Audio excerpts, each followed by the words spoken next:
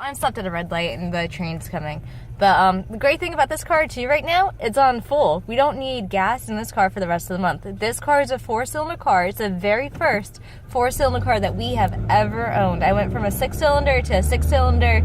James has always had 6-cylinder vehicles as well. He had 2 Jeeps. We still have the 1 Jeep. I sold my car for $200. I know. You know, so having a 4-cylinder vehicle is awesome on gas. It's the very first experience that we've had with it, and we're trying to get another 4-cylinder vehicle because it's just so awesome. Like, we've never had a car take $40 and just, you know, it's full. $20 for a half a tank. It's full. Like, that is awesome. It might even be like $24 for a full tank of gas in this car. I don't know. I'm not the one who fills it because I'm not the one who drives it. I've driven it twice. This is my second time driving this car. So, and James has a full tank of gas, which is awesome because he usually doesn't fill up the tank. So that's pretty cool. Then again, he just got it back. Maybe the shop filled it up for him. I don't know. But, you know, so we don't need gas for the rest of the month because there's a lot of month left, you know, and so that's pretty cool. That means that I could spend the rest of our money on groceries, and, you know, that's pretty cool. So we don't have a lot of luxuries in this house, in this car, in this state of being that we're in, but we do have a rich with life. If not with stuff, we're rich with life. Because, you know, I walk every day, I take great care of my daughter, James gets to go to work every day. No, it's not the most pleasant thing in the world. But, I mean, he works so hard just to support us. And that's where, like, I know it's his debt that really gives us the issues. It's the debt. And we're trying to pay it off. But once we pay off, you know, the debt, we're in $150,000 worth of debt. It's really $149,000, but it's close enough to be considered $150,000. So once we pay that off, we're pretty much golden. I am not getting an expensive house. We are not doing expensive, like, decorations or anything like that for the house. Once we get out of this debt, it is a 15-year loan, so we have 3 different loans, and it's our only debt. Like, I'm completely out of debt, and it's our only debt that we have. So once we get out of this debt, it's going to be pretty much smooth sailing. And I'm trying to work on different projects. I'm trying to collect things. Obviously, I'm driving, so I'm not looking at my phone. And I usually don't look at my phone anyway. I'm usually watching Karina. But, like, once, you know, this debt is gone, and I'm working on a few projects to try and help to contribute to the debt. Once I could get enough money saved, I can throw it against the loans, you know? Or else throw it against maybe a property or something. I want to do a tiny house with a lot of land, and we'll have our own chickens and our own feed, and I want James to be able to work from the house at any hour that he wants. So if he wants to wake up at 6 o'clock at night and work from 6 o'clock at night until, you know, midnight, 1, 2 o'clock in the morning, he could do that. And then he could go from 2 o'clock in the morning to 6 o'clock in the morning and, you know, do whatever he wants to do on the video games.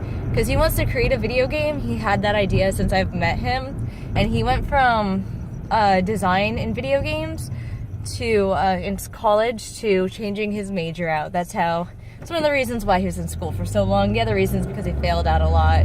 And he wasn't doing his schoolwork. And he'd spend all his time on the video games and playing with his buddies. And, you know, doing whatever he was doing. So, and, like, I provided a roof over his head and food in his mouth and gas money so that he could get to and from. He still wasted a lot of his time. It was whatever. And then he'd turn around. I'd give him gas money, and he'd turn around and be like, you need to learn how to walk. And I was like, buddy, I've been a walker my entire life. Don't need to learn how to walk. I know how to walk. So I'd be like, because I ask him for a ride every once in a while. He'd be like, oh, you need to learn how to walk. So I'd walk back and forth, and then Marguerite would actually give me rides some days back and forth as well at night. But in the morning, it was, you know, it was me. Actually, Anthony would give me a ride sometime in the morning. It's like sometimes in the morning. And then there was rumors spread around school and stuff, I believe. Spread by Alexis of weird stuff. And it was like, whatever, dude. So, yeah, it was whatever. So I lost my rides from Anthony for that point, like, from that. And then, you know, and then I was back to walking again. But I walked before that. I walked after that. But, like, for a few months there, I did have rides. and then I didn't. And then it was no big deal, you know, because people are going to believe and do whatever they want to believe and do. But I didn't steal her boyfriend away or anything like that. They were actually living in my house. It wasn't her house or her apartment, whatever she was trying to say. It was whatever. But, so yeah. And, so that was my college experience. My college experience was actually pretty awesome. I worked in the morning. When I first got there, I didn't have a job for September. And then in October, I did have a job. So in October, I started working for, actually their program as a lab technician with Tommy Keenan. He is awesome. He was our RH. He's awesome. He's an awesome guy. And he even brought me to like a few shoots with him and stuff like that. And so he's pretty awesome. And yeah, so I worked there, and then I got a job at UPS because Harry was working at UPS and he was telling me about openings. And I'm like, okay, so I went down and applied, and I got the job. And then I couldn't work every day as a lab technician. I had to miss, you know, Fridays. And Tommy was like, if you can't be here on Fridays, you can't do the job. He's like, you have to choose. I'm like, okay. So I chose UPS because of the benefits. It was harder work, but it was a longer job because once I graduated from college, obviously I wouldn't have the job with Tommy anyway. So I left that and did that. And at the same time, because I got the job as an admissions representative, you know, calling out and seeing people want to go to our college and this and that. So I was doing that as well. So I did that from 5 o'clock at night until like 8:30, 9 o'clock at night, and I would walk back home. And, you know, so I was doing that. And then I was working with Jackie Drews. I did a mailing list for her. And that was seasonally. That was 3 times a year. So once in the beginning of the school year, once in the middle of the school year, and once at the end of the school year. We'd send out flyers for our art contests and stuff like that. So I was doing that as well. That was only 3 times a year, though. And so I worked at UPS. I walked back home. I took a bath. Got ready for work, left at 10 because I went with Manon. Actually, the first time going down there, John Marks actually gave me a ride down to my interview. And that's how I actually got the job. And then Liz, and he actually dropped me off at the wrong place. I was at the pizza parlor, and the lady was like, oh yeah, my dad and my brother work there. You know, let me give you a ride. So she actually gave me a ride down to UPS. I was incredibly lucky because John dropped me off. I went into I was outside the UPS store, and I was like, oh wait, no, this isn't where I'm supposed to be at. And, you know, then I found my way. So there was that. And then got lucky. The lady from the pizza shop was just like, yeah, let me give you a ride. And like, she gave me a ride down to Electronic Drive, and I went to the interview, and I got the job. And, you know, Liz gave me a ride down the next day. And, you know, I had to walk home and stuff. And then after my training, though, Manon gave me rides to and from work. Manon Allen is an awesome man. I couldn't have asked for a better guy in my life at the time. He was married, and I believe he had a lot of kids. He never really talked about that to me, but I mean, we were just, you know, we were co-workers. So he'd give me a ride to and from, and I'd actually sleep in the car on the way to, and I'd sleep in the car on the way from, because I was so tired. And, you know, Manon would wait, like, I'd wait for him in the guard shack, and he'd kick me and be like, okay, come on, Mindy, let's go. You know, I met some awesome people in my life, and they really did help me out, and they helped me, you know, achieve what I needed to achieve at the time. And, you know, 2.5 years after I graduated, I was out of debt. I was out of debt from college because I paid going through college, and I didn't get a loan until my second semester in college. So, like, it was awesome, and I met some awesome people, and I'm so grateful.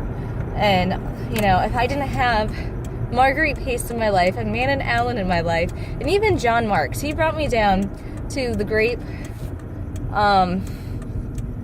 Gate, I don't know, I think it was Grape. It was this, you know, band the one time, and we hung out for a few times, and he was an awesome dude. We lost touch after a little while anyway, because, you know, I was working a lot, and I didn't have time. I didn't have time back then to hang out with anyone. I kind of don't have time now. That's the thing with friends. Like, you need time, you know? And I don't know how people do their time management. I suck. And I need more girlfriends. I really do. But I suck at time management, you know? So anyway, so I did. I met some awesome people, and they really helped me out. And, you know, Manny gave me rides for years. I lived close to him, though. He was right in Manioc, and I was in Chestnut Hill. And I was in the Chestnut Hill Towers. That's where I lived. And before that, I was in the Wingcoat Towers, and he picked me up from the Wingcoat Towers because I was in the Chestnut Hill Towers, and then I was in the Wingcoat Towers, and then I went from the Wingcoat Towers to the Chestnut Hill Towers again. Oh, no. Wait a second. I went from...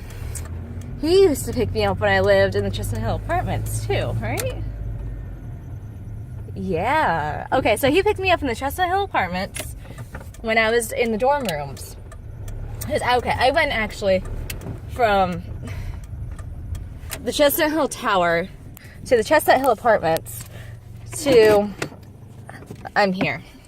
To, the Chestnut Hill Tower to the apartments, back to the towers, to the Wingcoat Towers, back to the Chestnut Hill Apartments, all in like 2 years. So, you know, I moved around a lot because I wasn't really stable where I was living, and they were dorm rooms. I needed a place to live in the summer and all that fun jazz. So, I mean, I really did meet some awesome people, and he picked me up from all these places, and they were, yes, very close by, and he was driving, so, like, it wasn't that bad, but I mean, I couldn't have asked for better people in my life. The people that I met really did help.